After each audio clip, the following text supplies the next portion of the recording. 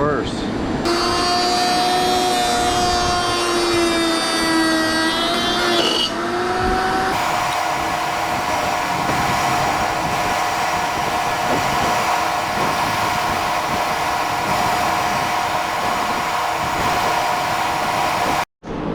After about 6 tries, this is where I've gotten it. One of the challenges is getting the right groove selected so you can move the bit up and down and you're in the center of travel. Alright, I have a straight edge here and I'm measuring the top of this and it's 0.849 inches. On one try, I got this close and I thought I could measure and make an adjustment to this, what looks like a vernier dial here, right? It's very finely calibrated, except for it's absolutely meaningless. I took measurements from the top of the cutter to the base and I turned it 1 turn to see if I could maybe get some way to calibrate that dial. And it's just not possible. Look at these. I made maybe 100 measurements and I couldn't get anything that I could use. I would turn the dial, make a measurement. I would keep this on the top of the bit and I would turn the caliper to see. Sometimes it registered, sometimes it didn't. It's just really a very, very, very coarse. So I mean, it makes sense when you look at this thread. I mean, this isn't the kind of thread that's in a micrometer by any means. And then when you lock it in, it changes it. The thing looks pretty stable, but this is misleading. That if you think that you can dial some measurement in and it makes any sense, I challenge you to post and let me know. So this is what I came up with. This is the best solution. For instance, I got close here and I can see that the cutter needs to go a little bit down, like on this piece here, for instance. So I would move this up and put the cutter in alignment with that piece. I adjusted it a little bit down and you can see that the cutter head fits through this piece, and I only needed that one adjustment and I have it almost perfect. Or now maybe I got lucky to get it this close, but it looks like trial and error is what's going to work. Those numbers, at least for me, are not sufficient to do any, you know, I'm expecting it to operate like a machine in a machine shop where you can dial in thousandths of an inch, and that's just not possible. Even though the markings look like you can do that, you can't. I mean, I couldn't, and I'd love to see somebody do that.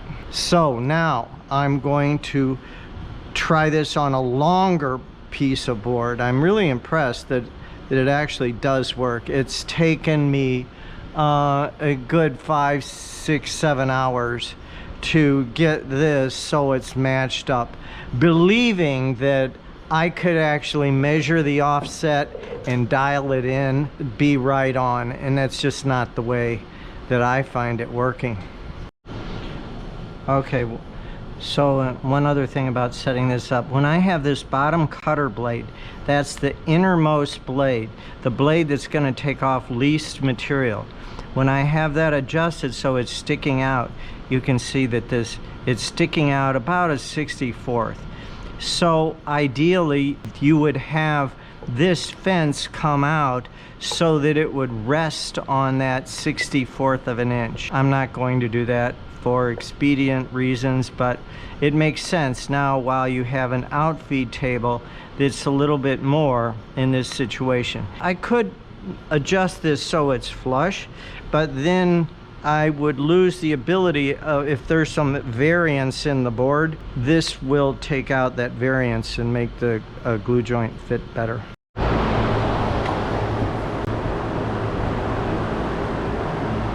I like the idea of putting it in the grooves, and I want it to squirt out so I don't have to wood fill anything. So I'm paying particular attention to this outside groove. I want that kind of full.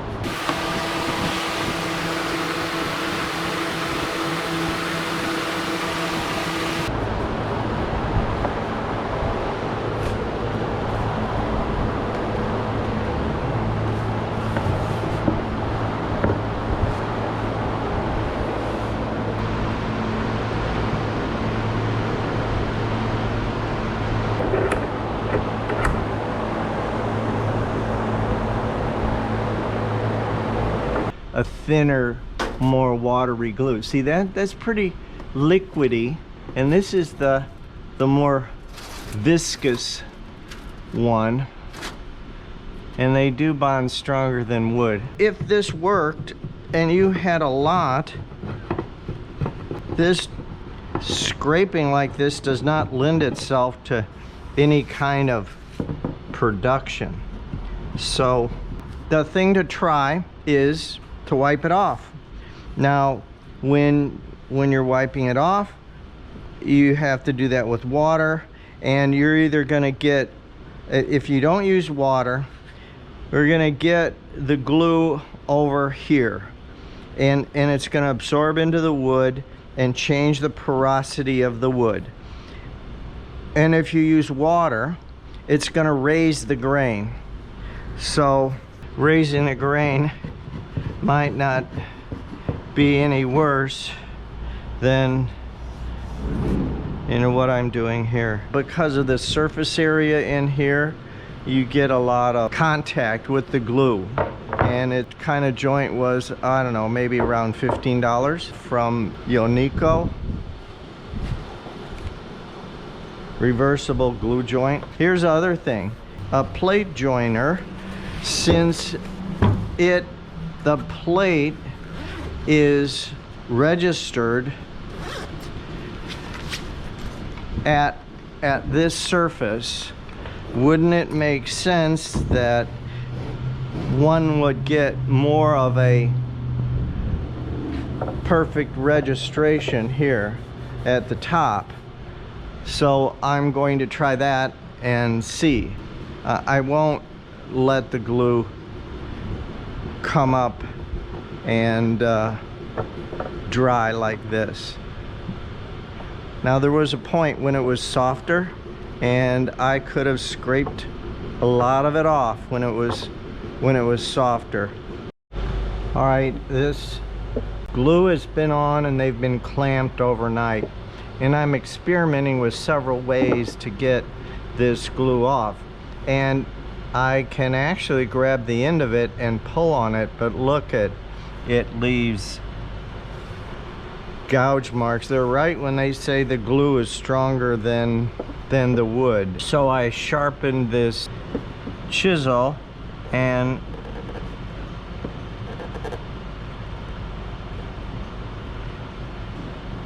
I want to see how if I can literally cut it off. See, what I hoped is that these surfaces would be exactly registered, and I would have this mill finish, and I wouldn't have to put it through a thickness planer, which I don't have, or sand it, put it through a sander, or put my belt sander on it. When I use this, it puts grooves in it. And there are places where it is not perfectly, the boards are not perfectly even. So you can't count on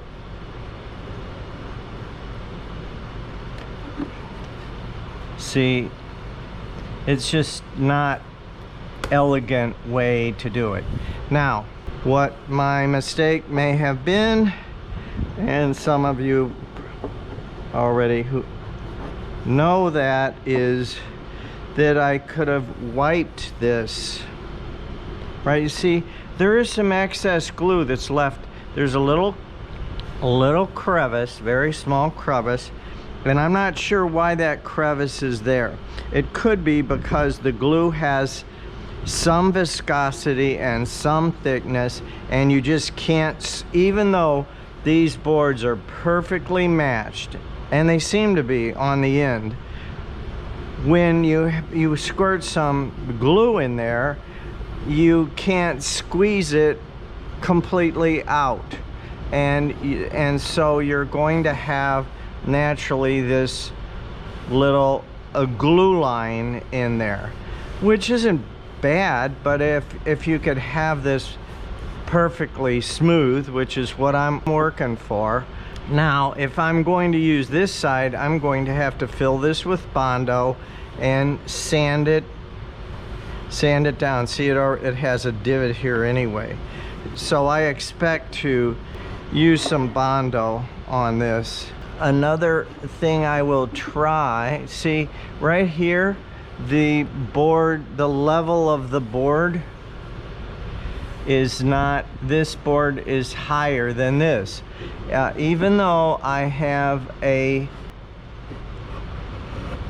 feather board on the top pushing it down, see, look, as I scrape it off, I'm putting grooves over here. So this does not make me happy.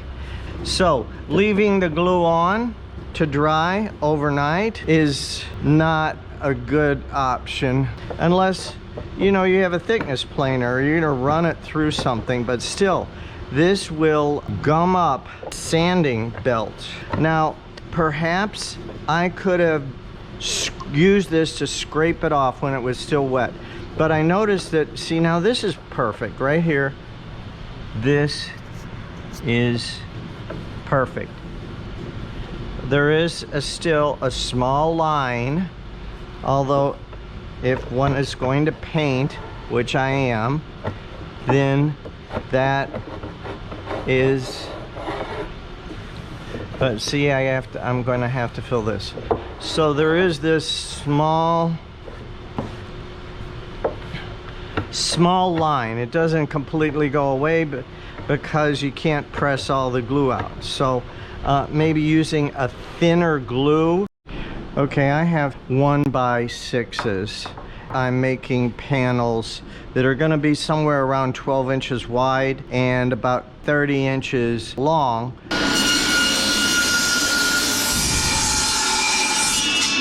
The grain in this wood is, when it dries, it's going to cup. That's just part of the charm. There's also these little striations in here, and I believe that connotes this is sugar pine. I was looking for a grade stamp and I didn't see it, but see, this does not have those striations in it, and this is a much heavier piece than this. These are not flat, they're cupped and they wave, and even if I found a perfect one, it's not going to stay that way. So when we get to the part of panel raising, there is a factor that you allow for shrinkage for different kinds of pines, and I believe this is going to shrink about 1/16 of an inch. So that needs to be accounted for in the panel raising. Notice that the last piece, the surfaces were not even at all. What I'm thinking is there's some slop in here where these biscuits go in. So I don't know if the tool is cutting wider joint that it needs to be, although I'm using Ryobi biscuits, so there shouldn't be any excuse.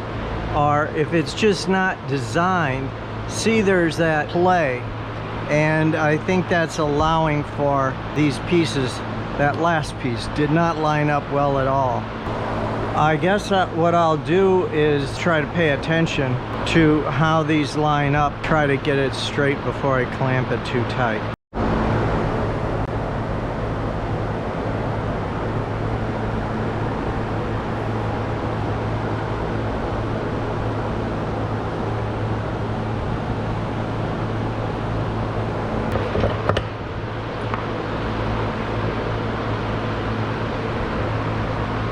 This side is a little higher.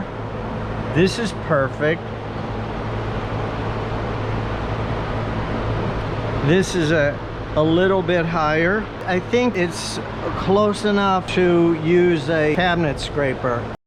All right, so this is what I'm finding with this edge gluing business. This is the one that I used biscuits. You would expect it to line perfectly at the top, and it comes pretty close. But the biscuits move in the glue joint. So inevitably, something will need to be done where they come together. Where the glue squeezes out, I found that using a chisel like this will remove the glue as long as the glue has not set up overnight. If the glue is attached and you try to peel it, at least with yellow pine, where the light colored sapwood formed, it'll pull that right out. The glue will not just release. So the next thing to use is a cabinet scraper. If there's not a whole lot, see, when you get these shavings like that, then you've gotten this thing sharpened correctly. Now this will restore the surface to the plane that was used, and you can go over the whole thing to smooth it and get a uniform surface. See, there's still a difference.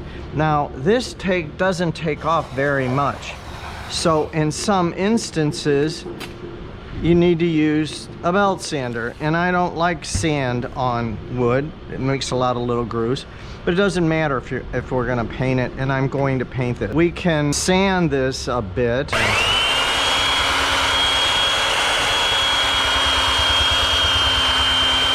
What I have to be careful is accidentally tilting it and gouging it into the wood. Then, if you're not going to paint it and you need this flawless as possible, or like you're gonna stain it, you can come back and use a cabinet scraper and remove all the sanding. You know, sandpaper puts little grooves, so we can get the plain surface back. This is a fairly close glue joint, but it doesn't disappear like I thought I could get it to disappear. So this is with the biscuit joiner. All right, this is what I'm finding about gluing together these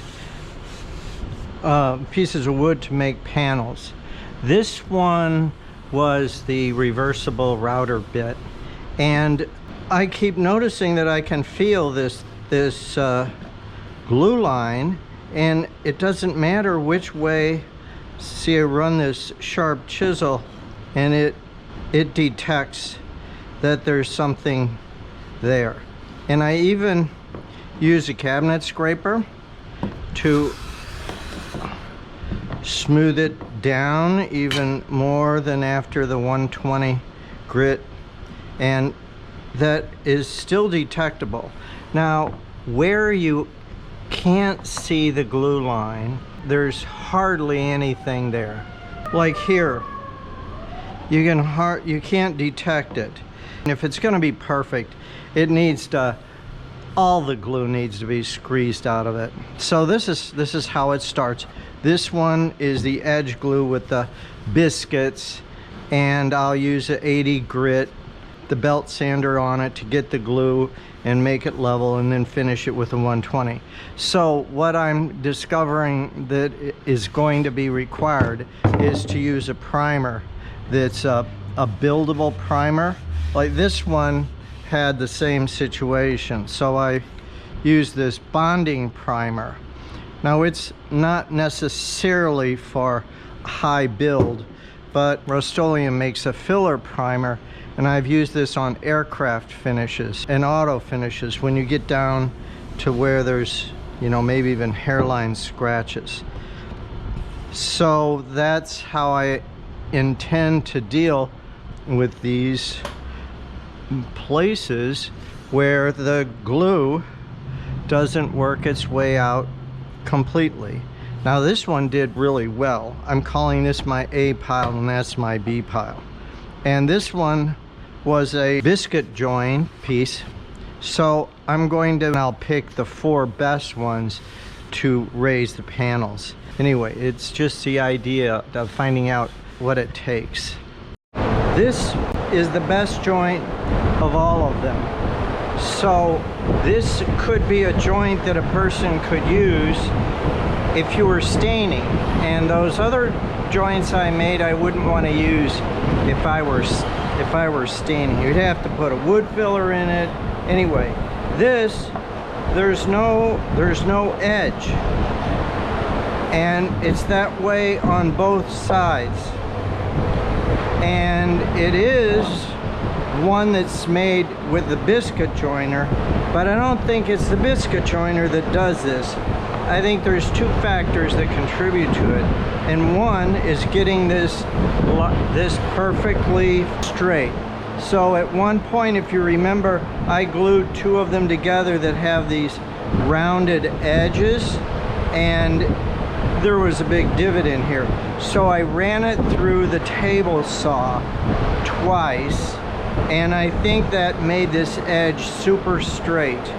And so there's nothing holding the glue joint apart.